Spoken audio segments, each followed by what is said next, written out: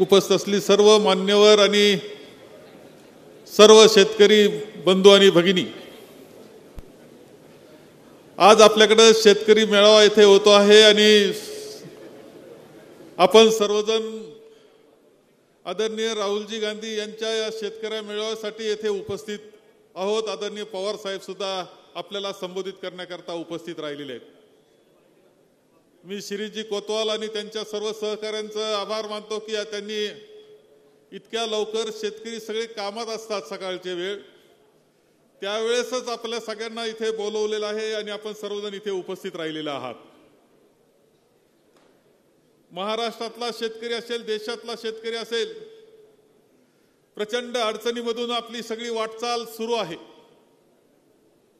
आणि याला कोण जबाबदार असेल तर भारतीय जनता पक्ष आणि त्यांची राज्य करण्याची पद्धती, त्यांची विचार प्रणाली जी आहे तीच। अमृत नोनी आर्थो प्लस ये एक प्रूवन फॉर्मूला है। इसमें मौजूद नोनी फल के गुण और आयुर्वेदिक जड़ी बूटियां शरीर को जरूरी पोषक तत्व देने के साथ साथ हड्डियों और जोड़ों के घिसने, उनमें होने वाले सूजन और दर्द को रोकने में मदद करता है। दर्द मुक्त जीवन के लिए अमृत नोनी आर्थो प्लस जबाबदार आहे।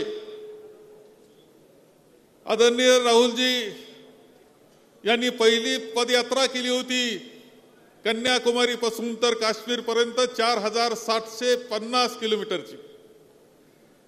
आता पुन्हा ही रॅली त्यांची सुरू आहे, ती मणिपूर पासून त्यांनी सुरुवात केलेली आहे आणि मुंबईकडे ते जात आहेत।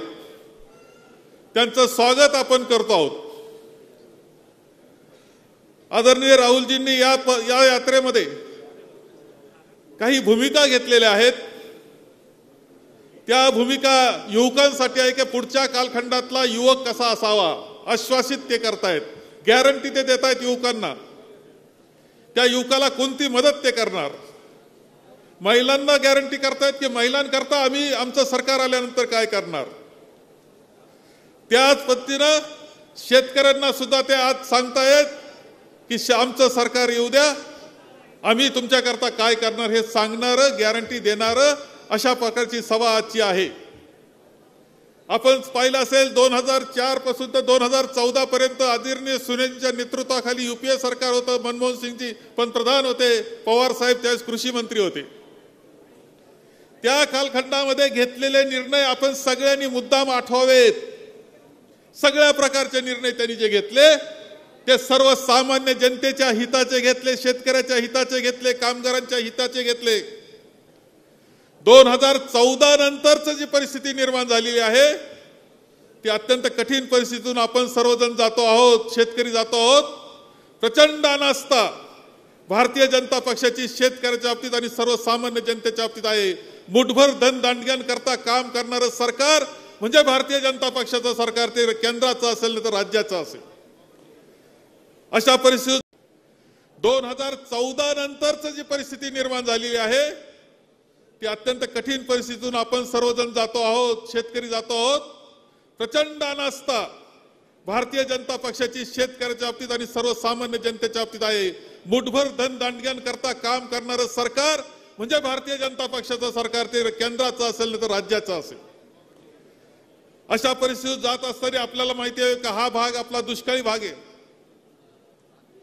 इस साल अकाल की स्थिति है, बारिश बहुत कम हो गई है, यहाँ बहुत बारिश कम हुई है और ये बारिश कम होते हुए भी प्याज जो यहाँ का उत्पादन है, प्याज का उत्पादन, उसको थोड़े से दाम बढ़ गए तो निर्यात बंदी की गई। झूठे आश्वासन होता है लेकिन किसानों के लिए कोई निर्णय ये राज्य सरकार नहीं करता और केंद्र सरकार भी नहीं करता है। आणि म्हणून आपल्या सगळ्यांना अनेक प्रश्न आहेत, द्राक्षाचे प्रश्न आहेत, ऊसाचे, साखरेचे निर्यात बंदीचे प्रश्न आहेत, प्रश्न आपल्या होती आहेत, ते सुटले पाहिजे। आणि म्हणून या आश्वासित करणारी सभा आपल्या सर्वांची येथे होते आहे। आपल्या सर्वांचं मी स्वागत करतो, राहुलजींचं स्वागत करतो आणि माझे 2 शब्द संपवतो।